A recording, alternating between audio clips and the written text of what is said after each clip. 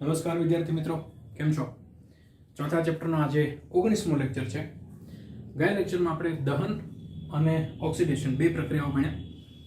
આજના લેક્ચરમાં આપણે યોગશીલ પ્રક્રિયા અને વિસ્થાપન પ્રક્રિયા બે પ્રક્રિયાઓ ભણવાની છે.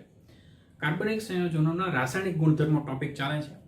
એના બે મુદ્દા બાકી રહ્યા છે, એ આજે ખતમ કરીએ એટલે રાસાયણિક ગુણધર્મો પૂરા થાય. ત્યાર પછી એટલે મતલબ કે નેક્સ્ટ લેક્ચરથી આપણે ઇથેનોલ વિશે સંપૂર્ણ માહિતી લઈશું.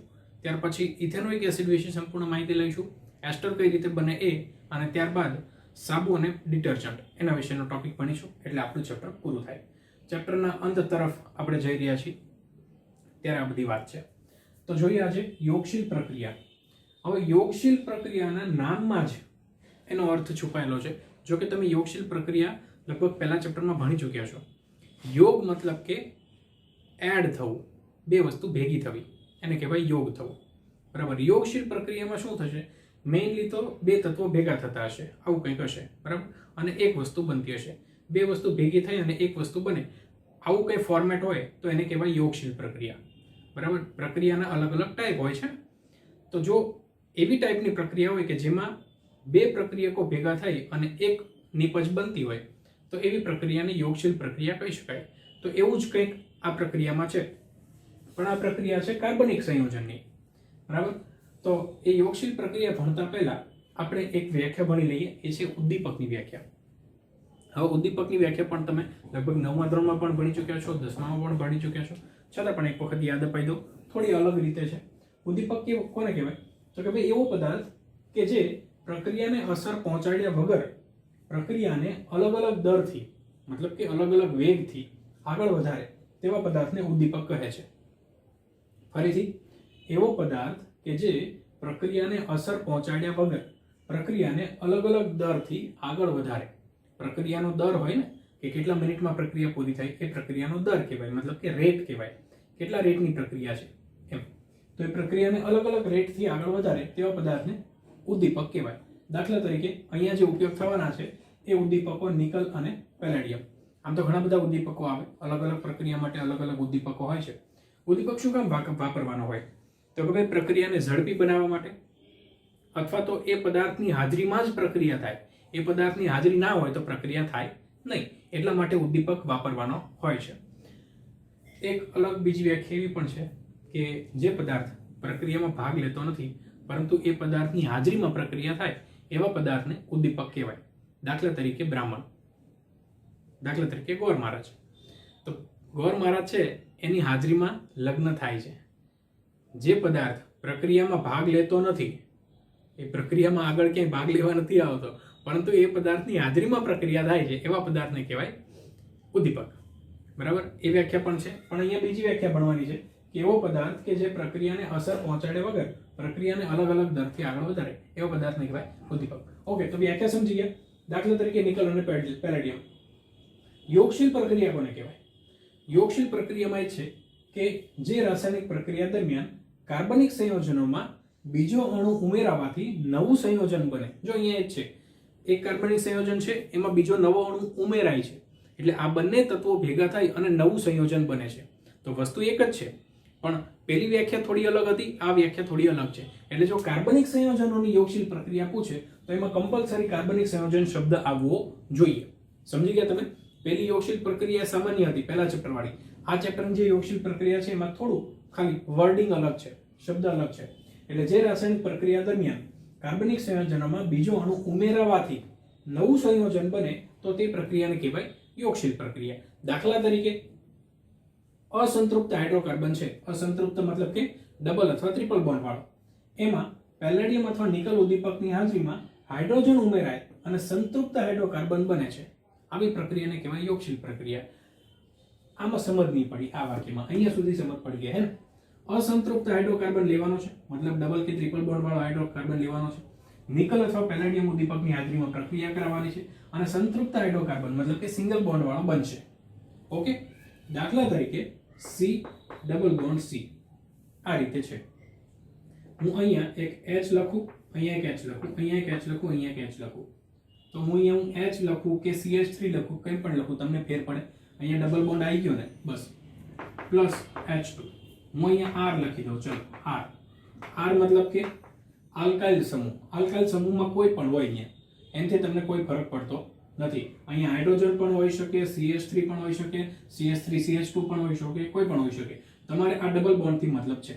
હવે જો આ પ્રક્રિયા નિકલ અથવા પેલેડિયમ ઉદ્દીપકની હાજરીમાં કરો, ઉદ્દીપકો હંમેશા આવા ખૂણિયા કૌંસમાં લખાય, સ્ક્વેર બ્રેકેટમાં. બરાબર, આ યાદ રાખજો. સ્ક્વેર બ્રેકેટમાં લખ્યું હોય એનો મતલબ આ ઉદ્દીપક છે. હવે અહીંયા થશે શું? જો આ અસંતૃપ્ત હાઇડ્રોકાર્બન છે, ડબલ બોન્ડ છે. અહીંયા એક બંધ તૂટશે. એક બંધ તૂટ્યો એટલે પહેલા જો આ કાર્બનના કેટલા બોન્ડ હતા? 2 અને 2 4. આ કાર્બનના પણ કેટલા હતા? 2 અને 2 4. હવે આ એક બંધ તૂટ્યો એટલે અહીંયા 3 બંધ થઈ ગયા, અહીંયા પણ 3 બંધ થઈ ગયા, હે ને? એટલે આ કે મારે એક બંધ ઘટે, આ કે મારે પણ એક બંધ ઘટે. એટલે હાઇડ્રોજન આવ્યો H2 છે ને, એમાંથી એક હાઇડ્રોજન અહીંયા કઈ કનેક્ટ થયો અને એક હાઇડ્રોજન અહીંયા કનેક્ટ થયો. એટલે બેમાંથી એક એક હાઇડ્રોજન અહીંયા જોડાઈ ગયા. એટલે જે હતું એ જ રહ્યું, પણ અહીંયા R, અહીંયા R અને અહીંયા CH. એ જ રીતે અહીંયા R, અહીંયા R અને અહીંયા H. એટલે બંને જગ્યાએ HH જોડાઈ ગયા. અથવા તો હું આ રીતે લખું કે CH થઈ ગયું અને અહીંયા પણ CH થઈ ગયું. બરાબર, કોઈ પણ રીતે તમે લખો, પણ હાઇડ્રોજન જોડાવો જોઈએ. એટલે નીચે H અને H જોડાઈ ગયા. દાખલા તરીકે હું અહીંયા એક ઉદાહરણ લઉં.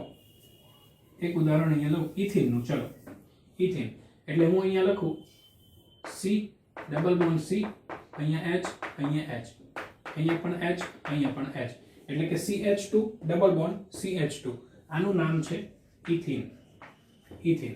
હવે તેની હાઇડ્રોજન સાથે પ્રક્રિયા થઈ કોની હાજરીમાં? નિકલ અથવા તો પેલેડિયમ ઉદ્દીપકની હાજરીમાં. હવે શું થશે? આ ડબલ બોન્ડ છે તૂટ્યો, અસંતૃપ્ત હાઇડ્રોકાર્બનમાંથી સંતૃપ્ત હાઇડ્રોકાર્બન બન્યા. અહીંયા સિંગલ બોન્ડ છે ને બધા, એટલે આ સંતૃપ્ત હાઇડ્રોકાર્બન છે, આ અસંતૃપ્ત છે. એટલે આ ડબલ બોન્ડ તૂટ્યો અને આમાંથી એક હાઇડ્રોજન અહીંયા ગયો, એક હાઇડ્રોજન અહીંયા ગયો. એટલે પહેલા કેટલા હતા? CH2 double bond CH2. હવે આ બંધ તૂટી અને એક એક હાઇડ્રોજન ઉમેરાય એટલે CH3 સિંગલ બોન્ડ CH3 થશે. એટલે અહીંયા થશે આ રીતે H H H H H અને H. એટલે કે CH3 સિંગલ બોન્ડ CH3. આ થઈ ગયો ઇથેન. ઇથેન. બરાબર, એટલે આ અસંતૃપ્ત હાઇડ્રોકાર્બનમાંથી સંતૃપ્ત હાઇડ્રોકાર્બન મેળવવાની પ્રક્રિયા આને કહેવાય યોગશીલ પ્રક્રિયા. ખ્યાલ આવી ગયો તમને? આ ડબલ બોન્ડમાંથી આપણે સિંગલ બોન્ડ મેળવ્યો. બરાબર, એટલે આવી પ્રક્રિયાને અસંતૃપ્ત હાઇડ્રોકાર્બનમાંથી સંતૃપ્ત હાઇડ્રોકાર્બન મેળવવાની પ્રક્રિયા પણ કહે છે, અથવા યોગશીલ પ્રક્રિયા પણ કહે છે. અથવા તમને એવું પૂછે કે આલ્કીનમાંથી આલ્કાઇન મેળવવાની પ્રક્રિયા પૂછો, લખો એમ. આલ્કીનમાંથી આલ્કાઇન ન મેળવવાની પ્રક્રિયા લખો તો કઈ પ્રક્રિયા આવશે? યોગશીલ પ્રક્રિયા. જો યાદ રાખજો ખાસ, હું કહું છું તમને, આલ્કીનમાંથી મતલબ કે આ ઇથિનમાંથી ઇથેન આલ્કેન મેળવવાની પ્રક્રિયા લખો તો યોગશીલ પ્રક્રિયા આવશે. બીજું તમને એવું પૂછે કે અસંતૃપ્ત હાઇડ્રોકાર્બનમાંથી સંતૃપ્ત હાઇડ્રોકાર્બન મેળવવાની પ્રક્રિયા લખો તો પણ આ આવશે. અને તમને એવું પૂછે યોગશીલ પ્રક્રિયા લખો તો પણ આ પ્રક્રિયા આવશે. બરાબર, આપણે જોયું આલ્કીનમાંથી આલ્કેન કઈ રીતે મેળવાય. હવે અહીંયા તમને કોઈ પણ આપે, ઇથિનની જગ્યાએ તમને પ્રોપીન આપે, બ્યુટીન આપે, કોઈ પણ આપે, તમારે શું કરવાનું? ડબલ બોન્ડ તોડી બે બાજુ એક એક હાઇડ્રોજન લગાવી દેવાનો એટલે આ મળી જાય. બાકી બધું સેમ. બરાબર, અહીંયા પછી આગળ કોઈ પણ હોય, અહીંયા પાછળ કોઈ પણ હોય, તમારે જ્યાં ડબલ બોન્ડ છે ત્યાં આગળ એક બંધ તોડી અને બે બાજુ એક એક હાઇડ્રોજન લગાવી દેવાનો એટલે વાર્તા પૂરી. એટલે એ આલ્કેનમાંથી આલ્કેન થઈ જશે. બરાબર, ઓકે. આ ડબલ બોન્ડ વાળું એક ઉદાહરણ હતું. હવે હું ટ્રિપલ બોન્ડ વાળું એક ઉદાહરણ લઉં, મતલબ કે ઇથાઇન લઉં. ચલો, એટલે ફરીથી એ જ પ્રક્રિયા જુઓ. C ટ્રિપલ બોન્ડ C, અહીં એક R છે, અહીંયા પણ એક R છે. R મતલબ કોઈ પણ હોય, અહીંયા હાઇડ્રોજન હોય, CH3 હોય, CH કોઈ પણ હોય. આની પ્રક્રિયા હાઇડ્રોજન સાથે કરવાની કોની હાજરીમાં? નિકલ અથવા પેલેડિયમ. નિકલ એટલે Ni, પેલેડિયમ એટલે Pd. એની હાજરીમાં કરો એટલે ફરીથી અહીંયા 2H2 છે. 2H2 છે. હવે આમાંથી 3 બંધ છે ને, એમાંથી 2 બંધ તૂટશે. 2 બંધ તૂટશે અને એક જ બંધ રહેશે. આમાંથી 2H અહીંયા જશે અને 2H અહીંયા જશે. જો ફરીથી કહું છું, 3 બંધ હતા ને, તો આ કાર્બન કે મારા 4 બંધ પૂરા, આ કાર્બન કે મારા 4 બંધ પૂરા. આમાંથી 2 બંધ તૂટી ગયા, 2 બંધ તૂટી ગયા, વધ્યો એક જ બંધ. તો હવે આ કાર્બન શું કે મારા 2 બંધ ઘટે, એટલે 2 હાઇડ્રોજન અહીંયા ગયા, 2 હાઇડ્રોજન અહીંયા ગયા, એટલે પાછો સંતૃપ્ત થઈ ગયો. બરાબર? એટલે આ રીતે થશે. આ રીતે તો હતું જ. આ એક હાઇડ્રોજન અહીંયા અને અહીંયા ગયો, અહીંયા અને અહીંયા ગયો. જોઈ લો, બાકી બધું સેમ. અહીંયા ટ્રિપલ બોન્ડમાંથી 2 બંધ તૂટ્યા, બંને બાજુ 2 હાઇડ્રોજન ગયા. બરાબર? એટલે આ આલ્કાઇનમાંથી આલ્કેન બન્યો. એટલે જો હું અહીંયા R ની જગ્યાએ H લઈ લઉં તો CH ટ્રિપલ બોન્ડ CH થશે અને અહીંયા પણ CH3 સિંગલ બોન્ડ CH3 થશે. એટલે ઇથાઇનમાંથી ઇથેન મળશે. જોઈએ નેક્સ્ટ ઉદાહરણ. અહીંયા હું લઉં CH ટ્રિપલ બોન્ડ CH. આ કોણ છે ભાઈ? ઇથાઇન છે. ઇથાઇન એની પ્રક્રિયા હાઇડ્રોજન સાથે થાય, 2 હાઇડ્રોજન સાથે, 2H2. કોની હાજરીમાં? નિકલ અથવા પેલેડિયમ ઉદ્દીપકની હાજરીમાં થાય. તો આમાંથી એક H2 અહીંયા જોડે, એક H2 અહીંયા જોડે. હવે H2 જોડાયા અહીંયા, એક H તો હતો જ, એટલે ટોટલ 3 થાય. એટલે ડબલ બોન્ડ ટ્રિપલ બોન્ડ તૂટી અને સિંગલ બોન્ડ થઈ જશે. બે બાજુ H2 H2 જોડાય એટલે આ રીતે થાય. H H અને H, single bond H H અને H, આ રીતે. આ તો ઇથાઇન, આ થઈ ગયો ઇથેન. બરાબર? એટલે ઇથાઇન માંથી ઇથેન મળે, મતલબ કે આલ્કાઇન માંથી આલ્કેન મળવાની પ્રક્રિયા. જો અહીંયા હાઇડ્રોજન કેટલા? 1 2 2 ને 4 6 અને અહીંયા પણ કેટલા? 6. બરાબર? એટલે આલ્કાઇન માંથી આલ્કેન મેળવવાની પ્રક્રિયા, એટલે કે અસંતૃપ્ત માંથી સંતૃપ્ત મેળવવાની પ્રક્રિયા અથવા યોગશીલ પ્રક્રિયા. બરાબર? એટલે આ વસ્તુને કહેવાય યોગશીલ પ્રક્રિયા. તમને ખ્યાલ આવી ગયો છે? આને યોગશીલ પ્રક્રિયા કહેવાય. બરાબર? બીજી વસ્તુ, યોગશીલ પ્રક્રિયામાં હાઇડ્રોજન ઉમેરાય છે. યોગશીલ પ્રક્રિયામાં હાઇડ્રોજન ઉમેરાય છે. આથી આવી પ્રક્રિયાને હાઇડ્રોજીનેશન પ્રક્રિયા પણ કહે છે. કેટલા બધા નામ થયા? યોગશીલ પ્રક્રિયા, અસંતૃપ્તમાંથી સંતૃપ્ત મેળવવાની પ્રક્રિયા, અથવા આલ્કાઇનમાંથી આલ્કેન મેળવવાની પ્રક્રિયા, અથવા આલ્કીનમાંથી આલ્કેન મેળવવાની પ્રક્રિયા, અથવા હાઇડ્રોજનેશન પ્રક્રિયા. વનસ્પતિ તેલ છે ને, જે વનસ્પતિ તેલને જો તમે નિકલ અથવા પેલેડિયમ ઉદ્દીપકની હાજરીમાં હાઇડ્રોજન સાથે પ્રક્રિયા કરાવો તો તેમાંથી વનસ્પતિ ઘી બને છે. યાદ રાખજો, હું લખતો નથી. વનસ્પતિ તેલની હાઇડ્રોજન સાથે નિકલ અથવા પેલેડિયમ ઉદ્દીપકની હાજરીમાં પ્રક્રિયા કરાવો તો તેમાંથી વનસ્પતિ ઘી બને છે. આથી આવી પ્રક્રિયાને હાઇડ્રોજનેશન પ્રક્રિયા પણ કહે છે, કારણ કે તેમાં હાઇડ્રોજન ઉમેરાય છે. બરાબર? આથી આવી પ્રક્રિયાને હાઇડ્રોજનેશન પ્રક્રિયા પણ કહે છે. ઓકે. બીજી વસ્તુ, જો હું અહીંયા હાઇડ્રોજનની જગ્યાએ જો હું અહીંયા બ્રોમિન લખું, બ્રોમિન, તો અહીંયા 2 હાઇડ્રોજનની જગ્યાએ 2 બ્રોમિન એડ થશે. શું થશે? બ્રોમિન એડ થશે. અહીંયા Br અને અહીંયા Br. બરાબર? તો આવી પ્રક્રિયાને હાઇડ્રોજનેશન પ્રક્રિયા ના કહેવાય, બ્રોમિનેશન પ્રક્રિયા કહેવાય. શું કહેવાય? બ્રોમિનેશન પ્રક્રિયા. ખ્યાલ આવ્યો તમને? તો જો અહીંયા ક્લોરીન એડ કરો તો ક્લોરિનેશન કહેવાય, આયોડિન એડ કરો તો આયોડિનેશન કહેવાય, અને જો બસ પતી ગયું, 4 થઈ ગયા: બ્રોમિનેશન, ક્લોરિનેશન, ફ્લોરિનેશન અને આયોડિનેશન. તો આવી પ્રક્રિયા પણ કહેવાય. તો યોગશીલ પ્રક્રિયા બહુ સરસ મજાની હતી. મતલબમાં જેટલા બંધ તોડો એટલા હાઇડ્રોજન કે ક્લોરીન કે બ્રોમિન કે ફ્લોરિન કે આયોડિન ઉમેરવાના. બરાબર? તો ખ્યાલ આવી ગયો તમને? હવે બધા લાંબુ ખેંચવાની જરૂર નહીં. ત્યાર પછીની પ્રક્રિયા છે એ છે વિસ્થાપન પ્રક્રિયા. બરાબર? તો જોઈએ નેક્સ્ટ સ્લાઇડમાં. પછીની વિસ્થાપન પ્રક્રિયા. વિસ્થાપન કોને કહેવાય? જે તમે પહેલા ચેપ્ટરમાં ભણી ગયા છો ઓલરેડી, એ જ વિસ્થાપન છે. કે ભાઈ કાર્બનિક સંયોજનના, જો અહીંયા કાર્બનિક સંયોજનનો શબ્દ આવો ખાસ અગત્યનો છે. એ વિસ્થાપન પ્રક્રિયા હતી કે જો કોઈ પદાર્થમાં રહેલા પરમાણુ કે પરમાણુઓના સમૂહનો, ત્યાં પદાર્થ શબ્દ હતો, અહીંયા કાર્બનિક સંયોજન શબ્દ આવવો જોઈએ, કારણ કે કાર્બનિક સંયોજનોની વિસ્થાપન પ્રક્રિયા છે એટલા માટે. તો કાર્બનિક સંયોજનોના અણુમાં રહેલા પરમાણુ કે પરમાણુઓના સમૂહનું અન્ય કોઈ પરમાણુ કે પરમાણુઓના સમૂહ વડે વિસ્થાપન થાય તો તેવી પ્રક્રિયાને કહેવાય વિસ્થાપન પ્રક્રિયા. કઈ રીતે થાય હમણાં જોઈએ ફરીથી. કાર્બનિક સંયોજનોના અણુમાં રહેલા પરમાણુ કે પરમાણુના સમૂહનું અન્ય પરમાણુ કે પરમાણુના સમૂહ વડે વિસ્થાપન થાય તો તેવી પ્રક્રિયાને કહેવાય વિસ્થાપન પ્રક્રિયા. દાખલા તરીકે સૂર્યપ્રકાશની હાજરીમાં હાઇડ્રોકાર્બન સંયોજનોના ક્લોરિનેશનમાં ક્લોરીન પરમાણુ એક પછી એક હાઇડ્રોકાર્બનનું વિસ્થાપન કરતો જાય છે. કઈ રીતે જોઈએ? દાખલા તરીકે મિથેન છે, મિથેન CH4. મિથેનની ક્લોરીન વાયુ સાથે પ્રક્રિયા થાય સૂર્યપ્રકાશની હાજરીમાં. કોની હાજરીમાં? સૂર્યપ્રકાશ.